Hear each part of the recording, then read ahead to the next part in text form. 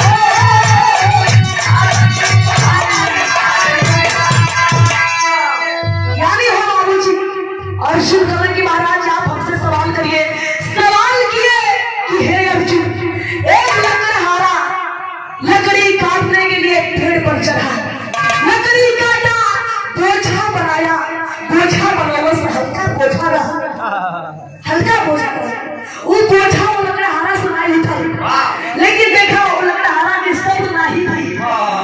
दोबारा गड़वा पर चढ़ी गई, दोबारा लकड़ी कटलस और लकड़ी काट के शेरमैन साहब भारी बोझा बनोला। हल्का बोझा जब नहीं उठा तो भारी कहाँ से उठी? आई है भाई की बोझा और के महाराज शायद आपके सवाल का यही अर्थ है। आपका सवाल शायद आसान है जो मेरे भाई दे नहीं पाए। महाराज सिंपल सी बात है, साधारण सी बात है कि उस लकड़हारे को हल्का बोझा ही लेकर के जाना चाहिए। व्यापारी मानस को लेकर हम तो जानते नहीं कि लोगन विद्वान हो, बलशाली हो, विद्वान हो, ये लोगों के पास बड़ा ज्ञान है, बुद्धि है, लेकिन ये लोगों का काम एकदम बेकार है, खत्म है। अर्जुन आप भी हार गए। अर्जुन नीचे सर झुकोले हो कि महाराज आखिर मैं आपके सवालों का जवाब नहीं दे पाया था कि हाँ तुम लाइन यानी अर्जुन भी मन हार गया। और इधर है बाबू जी हस्तिनापुर महल में युधिष्ठिर महाराज चारों भाइयों की जोहत हुआ।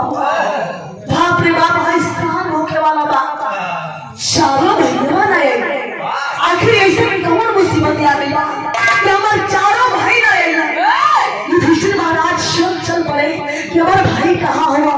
फुलवारी में आया, आज जब फुलवारी में देखा कि चारों भाई बधाई हो, भाई का मतलब आखिरी था।